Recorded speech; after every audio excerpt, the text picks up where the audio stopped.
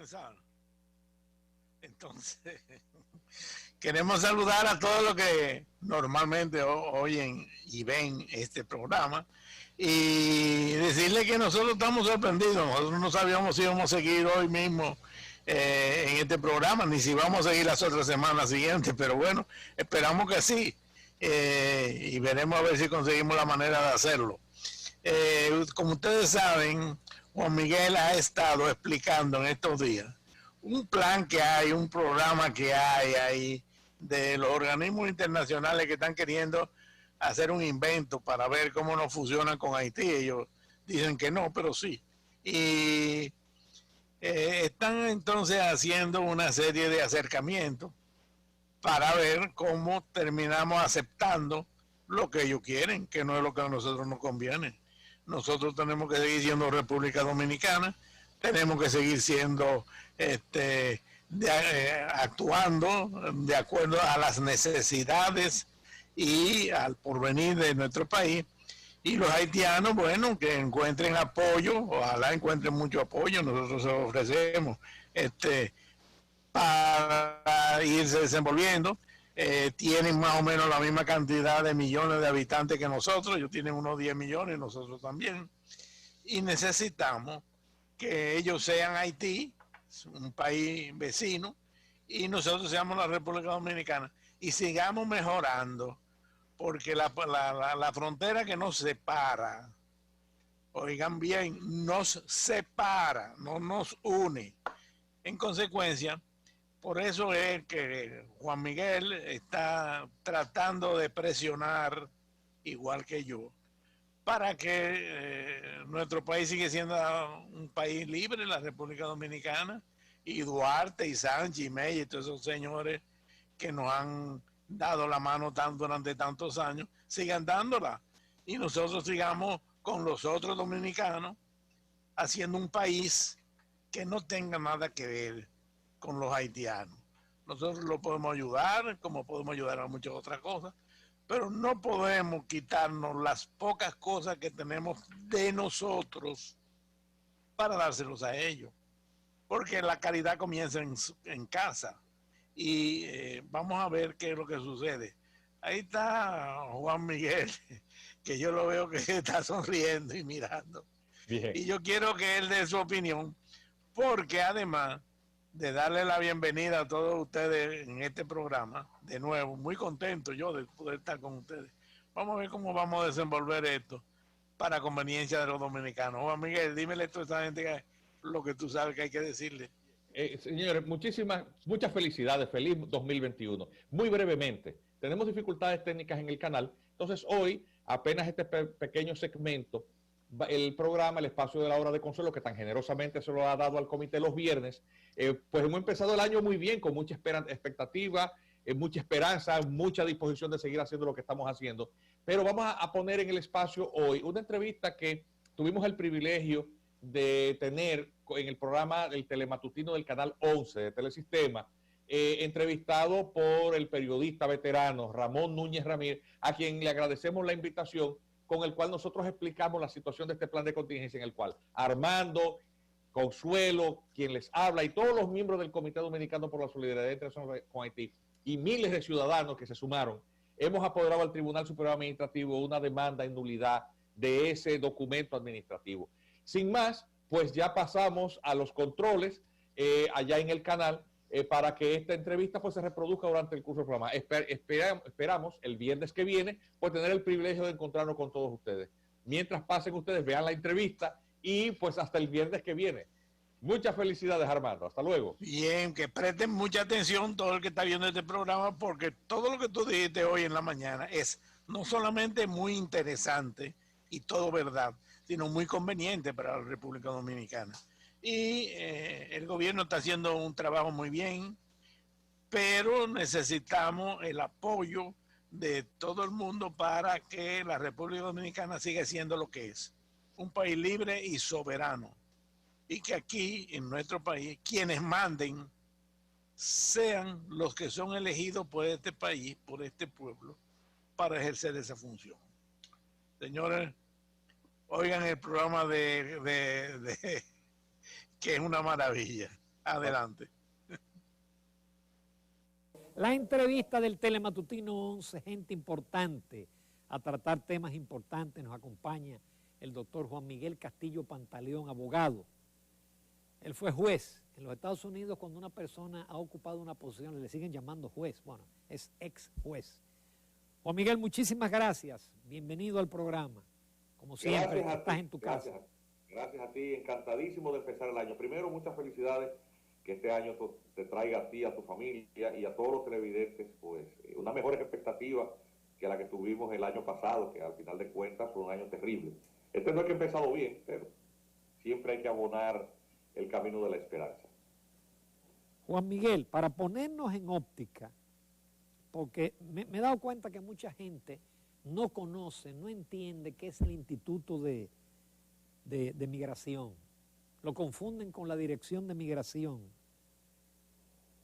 Y yo quiero que comencemos por ahí, tú explicando qué es el Instituto de Migración, cuál es su papel, qué dice su ley. Porque lo único que sí yo sé es que las personas que han nombrado ahí son favorables a la inmigración ilegal. Los dos la primera que nombraron y el actual. Sí.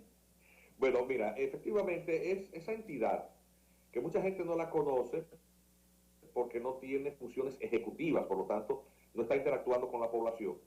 Y aparentaría como que su papel es fundamentalmente técnico, etc.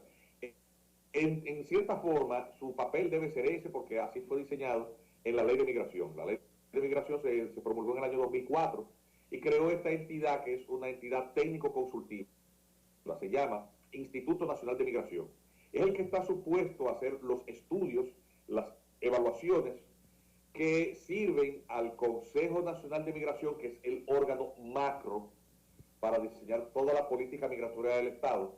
Funciona como secretario de ese consejo, que es un organismo que es colegiado, está presidido por el ministro de Interior y Policía, y en el cual también forma parte de su matrícula una cantidad de ministerios, pero funciona como secretario de ese consejo, pero al mismo tiempo es el que le sirve los insumos para las tomas de decisiones.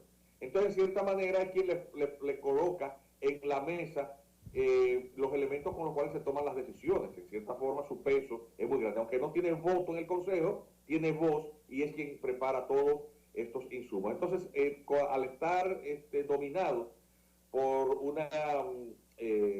unas direcciones ejecutivas, que han sido dos desde su creación, estuvo la señora Florinda Rojas y ahora está el señor Wilfredo Lozano, tienen una visión totalmente equivocada, con un ropaje pseudoacadémico del fenómeno migratorio, de manera que ellos se dedican a hacer una serie de estudios. Hay una especie de endogamia ahí, porque los recursos con los cuales se maneja todo esto siempre van a parar a las mismas entidades que controlan esta misma capilla, una capilla ideologizada, y que plantea una visión de que toda forma de migración en principio es buena, y no realizan un solo estudio acerca de los terribles impactos y efectos secundarios nocivos para un país que tiene la atracción de contingentes masivos de migrantes provenientes de un país con muy bajo índice de desarrollo humano como es Haití. Entonces, bueno, que tienden también a minimizar la presencia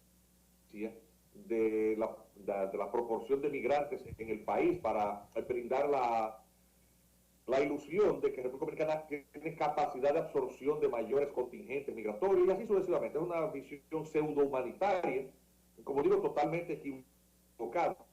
Y obviamente esto coloca en peligro el país. Esta entidad había preparado a finales del año 2019, en noviembre, un documento que está sobre la mesa en el Consejo para la toma de decisiones. Es un plan de contingencia que prevé una cantidad de situaciones de altísima probabilidad para el primer trimestre de este año en relación con la crisis permanente que vive el Estado haitiano y la respuesta que el Estado dominicano debe de brindar ante esta situación de inestabilidad, que es el de acoger todo este movimiento humano previsible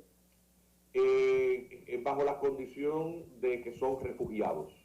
Entonces ahí se activan otros protocolos de tratamiento de esa población que deja de ser inmigrante para convertirse en refugiada, y una sucesión de obligaciones por parte del Estado Dominicano en relación con estos extranjeros, que al considerarse de entrada refugiados, no pueden ser deportados a Haití. Eso plantea, de hecho, ese diseño, al menos un campamento por cada provincia fronteriza. Hay 5 provincias fronterizas. Estamos hablando de que en los primeros 3 meses, lo que plantea eso es que mínimo República Dominicana tendría que recibir cerca de medio millón de haitianos, a los cuales estará obligado a darle refugio, es decir, hospedarlos, darle vivienda, trabajo, alimentación, educación, hasta documentación de identidad si carecen de ella. Obviamente ese plan de contingencia, que es una cosa irracional, ¿quién lo financió? Lo financió el Departamento de Estado de los Estados Unidos de Norteamérica, con la colaboración de 2 organismos multilaterales, el ACNUR, que es Alto Comisionado de Naciones Unidas para los Refugiados, y la Organización Internacional para las Migraciones, que son 2 programas de Naciones Unidas. Entonces, ese documento está ahí. Por lo tanto, está explicado qué es lo que es esa entidad del Estado Dominicano, esa institución, y cuál es el peligro de esto que está sobre la mesa, servido, y que el Estado Dominicano aún ni ha rechazado, ni se ha anulado, tiene consecuencias jurídicas. Es decir, Juan Miguel, que lo primero es que están asumiendo que va a haber un flujo masivo. El plan de contingencia debería ser cómo impedir la entrada de ese flujo masivo, pienso yo. Porque, como tú señalas, desde el momento que tú lo recibes como refugiado, ya ese tipo se quedó aquí y tú vas a tener que mantenerlo, tú vas a tener que darle estatus de residente. Humanitario, no, porque es un estatus no de residente, es un estatus particular, porque eso es bueno que ese matiz la gente lo entiende, Ramón. Es decir, en el acuerdo de la ley de migración, las 2 categorías son o residente, que es la persona que ingresa al país por los canales apropiados, los puestos fronterizos o los lugares de entrada migratoria autorizados, que viene con un estatus de que previamente ha manifestado el Estado Dominicano su vocación de residir de manera permanente. Es lo que le llaman el migrante, que aspira a ser residente legal.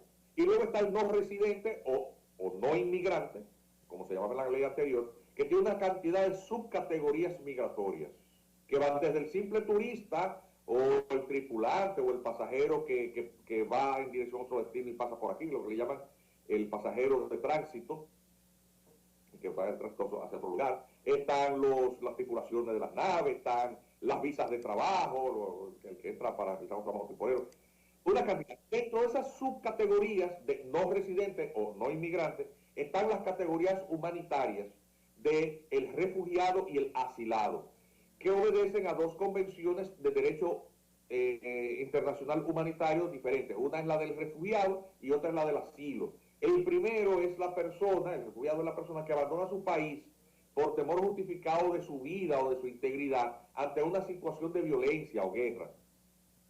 Y el asilado es la persona que abandona su país también sin deseo de hacerlo, pero porque es un perseguido de tipo político. Se parecen ambas instituciones, pero son distintas. La Convención del Asilo y la del Refugiado obliga al Estado de acogida a brindarle protección humanitaria, una persona vulnerable de acuerdo al derecho internacional humanitario. Entonces, la idea que explotan estos organismos multilaterales que velan por los derechos humanos es atribuir de entrada a todos los inmigrantes haitianos irregulares, debido a la situación de permanente inestabilidad en Haití, una condición de refugiado, como si hubiera una guerra en aquel país. Y nosotros tenemos que... Sí, Juan Miguel, pero si esa puerta se abre, aquí van a meterse millones de haitianos. Bueno, 5 provincias se pierden. Hay provincias, porque son 5 campamentos, mínimo, uno por provincia.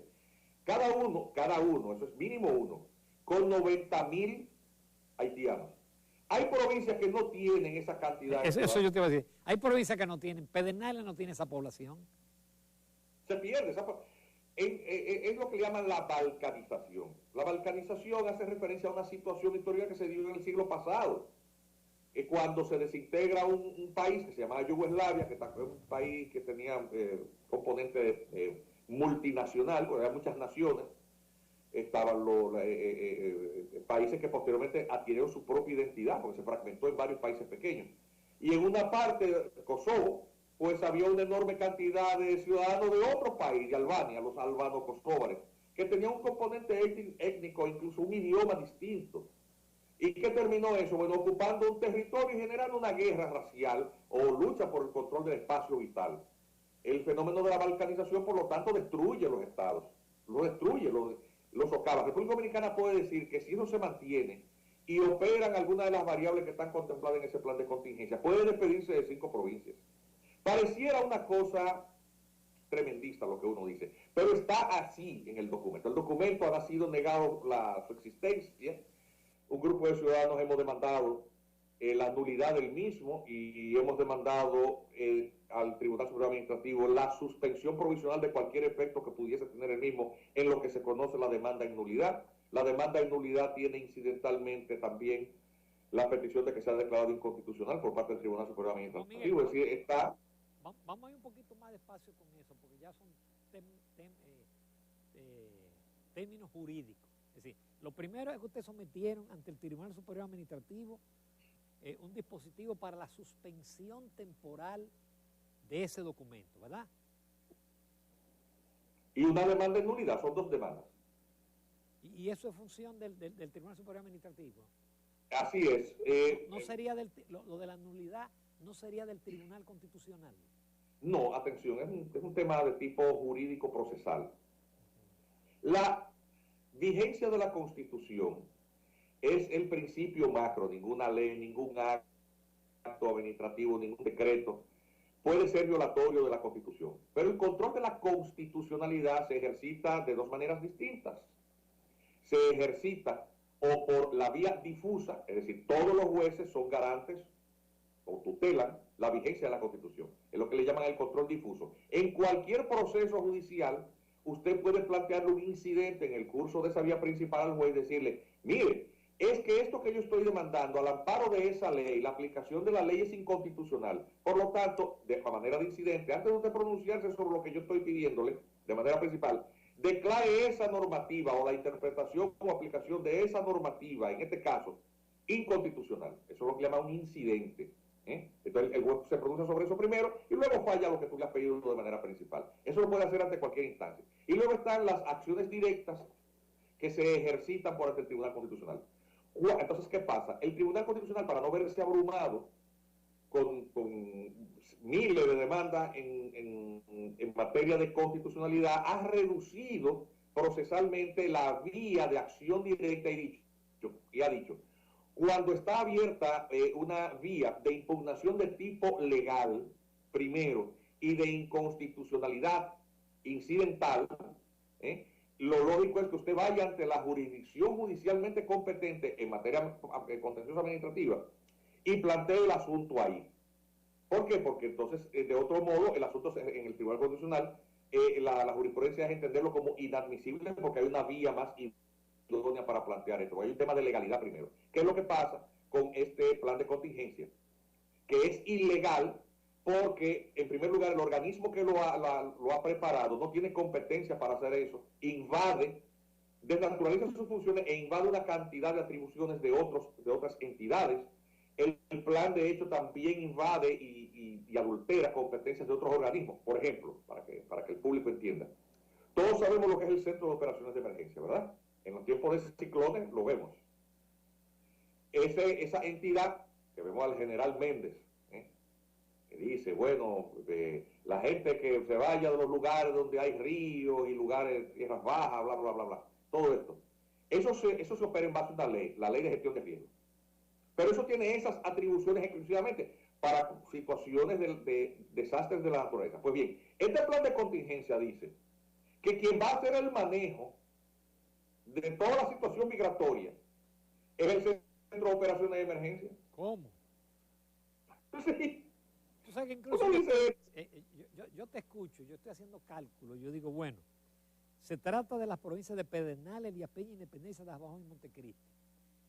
yo no me imagino cómo albergar 90.000 personas en una provincia. ¿Qué construcciones usted tiene que hacer? ¿Qué albergue usted? Porque 90.000 personas es mucha gente, como tú señalas. ¿No? ¿Y cuánto cuesta eso? Eso no va a haber albergue, eso es para que entren. Así es. Bueno, el resumen ejecutivo de ese plan de contingencia es lo único que ha circulado. Lo que nosotros conocemos es un documento que es un resumen, porque eso se manejó con un nivel de secretismo cercano a lo clandestino. Ramón, es decir, hasta que nosotros no hicimos la denuncia pública de que eso había circulado en noviembre del año pasado. Nosotros supimos del documento con un año de retraso, porque el país no lo conocía. Eso es importante que la gente lo sepa. Que eso se manejó en un nivel de secretismo, comprometiendo la seguridad interna del país. Al presidente de la República, algunos periodistas le preguntaron su opinión con respecto a esto que había sido denunciado por nosotros. Y lo que él le dice, eso se lo dijo a periodistas del grupo de Radio Cadena Comercial. Y él a esos periodistas le dijo que él ni conocía de eso. ¿Entiendes? Es decir, al presidente de la República desde la gestión anterior, le han dejado sobre la mesa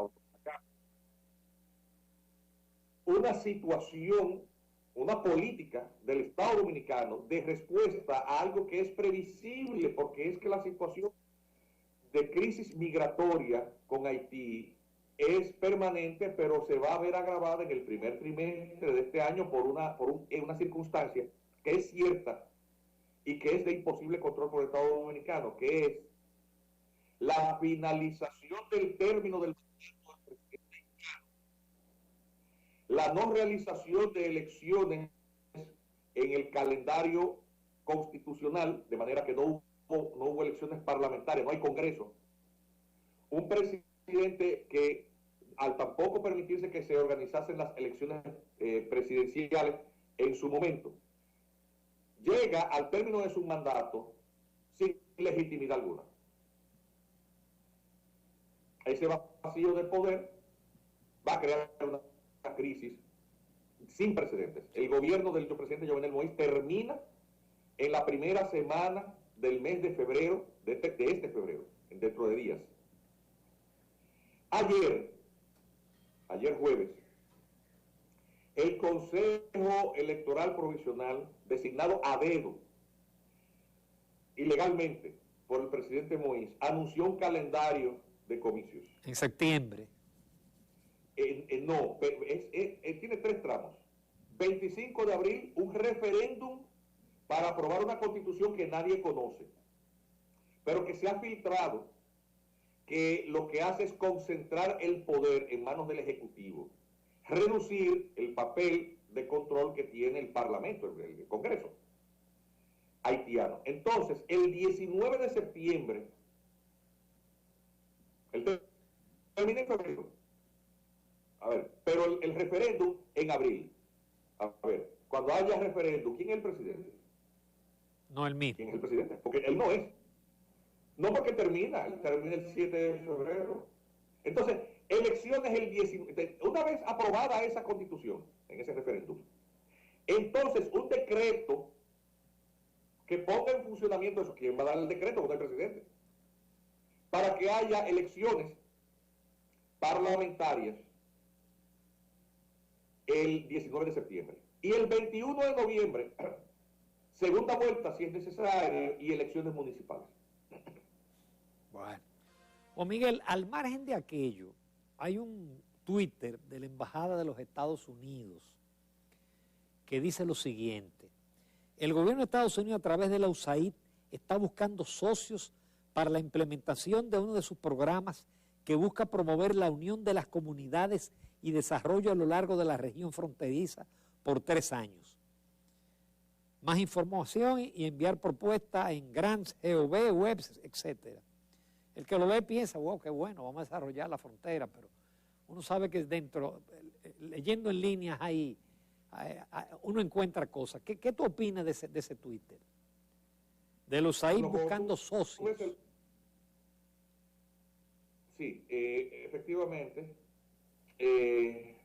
También, atención, también Unión Europea simultáneamente tiene otro programa similar que se llama Trato Digno. Ese tiene 1.7 billones de euros para fines bastante similares. Ellos se han articulado, estas potencias se han articulado de una manera muy armónica. Recordemos que el plan de contingencia fue financiado por el gobierno norteamericano. O sea, eso no es hechura del Estado Dominicano. Eso es una fórmula que ha sido enviada desde el extranjero. Y tienen agentes enquistados en el Estado Dominicano, los Pedro Santana de siempre, que son los que implementan ese tipo de cosas. Eso ya pasó en el año 94 con el Plan Éxodo, el plan para el establecimiento de campos de refugiados. Entonces, este programa, si tú das al detalle, está circulando en los medios, se puede estar a través de la página de la Oficina de Ayuda Internacional, el USAID, ayuda. Es un programa del Estado, que depende del Departamento de Estado. Lo que procura es crear en las provincias fronterizas la armonización de las poblaciones, es decir, para evitar los conflictos. Ya vienen los campos de refugiados y obviamente para que la población no reaccione. Entonces estos asociados, estas personas que van a ser contratadas y pagadas en dólares durante 3 años, pues son los que van a negociar, a mediar para la aceptación de esa gente. De eso ya se trata. Es la fusión. La fusión es cuando tú haces un nivel creas las condiciones de una compenetración entre dos poblaciones. Eso, para ello, ¿qué tú necesitas? Primero, la desintegración de uno de ellos, por eso Naciones Unidas ha actuado como un ente que induce a una crisis permanente y a una disfuncionalidad absoluta del Estado haitiano, o sea, y estamos en presencia de esto mismo. El presidente Moïse él tiene su propio tablero mental.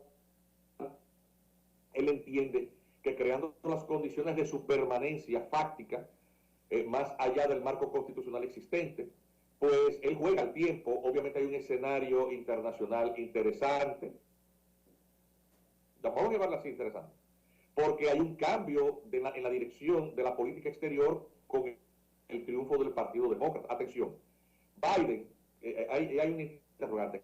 ¿Cuál va a ser la postura? ¿Biden realmente tendrá energías para tener o lucidez suficiente? Porque es una persona muy, muy aventada. Pero cuando era senador en una ocasión, en una entrevista televisiva que está por ahí, cuando le preguntaron sobre Haití, él dijo, no, por mí Haití se puede hundir tranquilamente en el mar y nadie le va a importar. Qué barbaridad. Luego, eso era cuando era senador. Eso está ahí. Él diciéndolo de su boca. Esa entrevista está ahí en el internet, solamente hay que buscarla.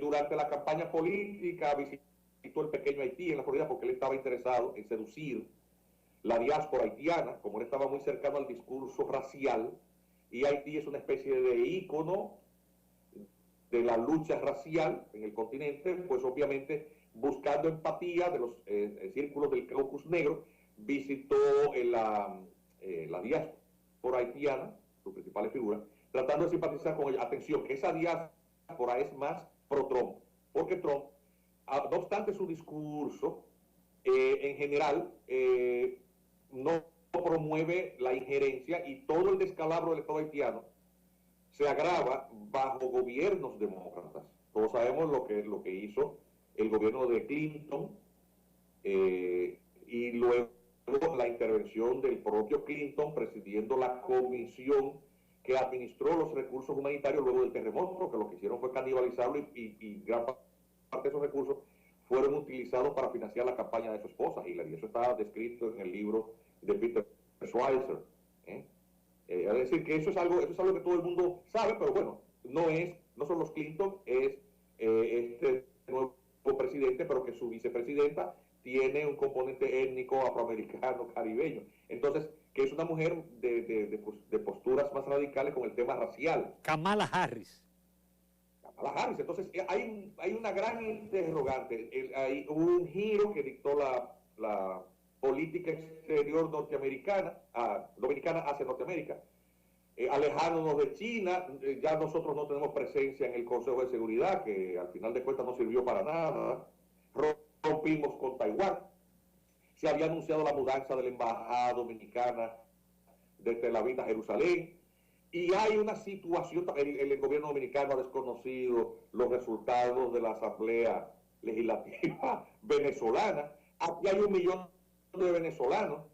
Haití dependía antes de Petrocaribe, pero tuvo que romper con Petrocaribe y no hay combustible en Haití, pero Taiwán le ha financiado la única planta eléctrica que puede suplir energía a ese país, que está apagado. Es decir, hay una situación sumamente compleja. El principal asesor del presidente dominicano en su momento, cuando era candidato, era Giuliani, y Giuliani ahora entra en desgracia. Es decir, hay una situación muy compleja, pero hay un Estado profundo que tiene una visión globalista y que tradicionalmente ha pretendido endosar los problemas de Haití a la República Dominicana. Y hubo toda una política gubernamental durante 8 años a coquetear con esas expectativas para garantizar un escenario favorable a su propia continuidad. Es decir, lo que hizo el gobierno de Danilo Medina en gran parte fue negociar muchos aspectos de la soberanía en la búsqueda de crear condiciones para su continuidad. El señor Pompeo al final de cuentas terminó echándole un balde de agua fría, pero todos sabemos eso. Entonces, el gobierno ha hecho declaraciones que hasta el momento no se ha visto en términos prácticos cómo va a ser. No hay solución dominicana a la crisis haitiana. Bien, pero ahí está el plan de contingencia. Es decir, Juan Miguel, que debemos de, como ciudadanos lo que podemos hacer es matar. Debemos de esperar que con una administración demócrata aumenten las presiones sobre la República Dominicana con el tema migratorio. Eso es lo que debemos esperar. Es posible, pero Ramón, creo que nosotros los dominicanos, con cierta capacidad de análisis y que tenemos una visión no ideologizada, también entendamos que en el tablero hay demasiadas cosas, un pan con demasiadas hormigas. Tenemos una situación en Venezuela que es explosiva. Entonces, el gobierno de Trump era muchos ruidos, pero pocas nueces en el sentido de intervenir en otros países. Fíjate que le habla duro a Corea del Norte, pero al final de cuentas lo sentó en la mesa. Le habla duro a esto, pero al final de cuentas lo sentaba en la mesa. En el caso de los demócratas, no. En el gobierno de Barack Obama se promovieron guerras y bombardeos, y fue el gobierno más intolerante que hubo con la migración, contrario a lo que la gente entiende. Es exactamente todo lo contrario. Es decir, en los gobiernos demócratas hay una visión intervencionista, más vinculada a los grupos militaristas, a la industria armamentista, que necesita para su florecimiento guerras. Entonces, Venezuela está acosada en una situación, pero sus aliados, ¿quiénes son? China y Rusia. Entonces, ¿qué va a hacerse con el gobierno de Maduro? Si el gobierno norteamericano presiona de una manera más vigorosa, incluso con la posibilidad de algún tipo de intervención militar, pero obviamente como parte de las estrategias de defensa, Venezuela puede perfectamente desestabilizar el Caribe, y eso no es muy difícil con Haití al lado. Es decir, la baraja de la desestabilización regional como parte de un tablero regional más amplio es un riesgo que los dominicanos enfrentamos. Esa es la realidad. Es decir, para crear una condición de mucha inestabilidad en el Caribe, simplemente tienes que crear una situación en la isla de la Hispaniola. Perfectamente. Eso no es tremendismo. No es tremendismo, eso es una cosa que sencillamente está ahí. Perfectamente. Juan Miguel, como siempre, muy agradecido. Ojalá que los que te escuchen estén conscientes de los riesgos, de los peligros que nos acechan, de que la ciudad está allí, el país ya está lleno de haitianos. Uno lo ve en las esquinas. Ya, porque el mercado de trabajo, el mercado laboral no alcanza para los haitianos y entonces siguen entrando. No hay todavía una política. Yo te agradezco tu participación y tu dedicación, tú y otros abogados y otros dominicanos que han decidido tomar un camino que los critica, le dicen racistas, le dicen conservadores, etcétera. Pero yo me siento ubicado también en la misma línea tuya y en la de los dominicanos que nos preocupa el futuro. Juan Miguel, muchísimas gracias por tu participación. Nos vemos pronto. Bien, amables televidentes, nos vamos a una breve pausa comercial y regresamos ya con la recta final del Telematutino 11 de este viernes 8 de enero del año 21. Gracias a Plaza Lama, como siempre, gracias a Óptica Oviedo, que estamos en la avenida Venezuela. Recuérdese siempre, atención, esta zona Oriental, en la Avenida Venezuela, nuestra última sucursal de Óptica Oviedo. ¿Qué más que una óptica? Miren, tú, eso es pehuelo. Bellísimos. Número 1. Eso es Óptica Oviedo. Los martes y los jueves tenemos especiales en Óptica Oviedo. Y por supuesto, recuérdate que tu marca país, marca café es Santo Domingo. Santo Domingo. Y tu marca país, marca productos, todos leche, mantequilla, yogur, queso, leche, la mejor leche evaporada, es rica. Chocolate, la leche con chocolate, eso es lo que, desde que llegan los trillizos, que yo chocorrica, por favor. ¿Ok? Marca país, los productos ricos.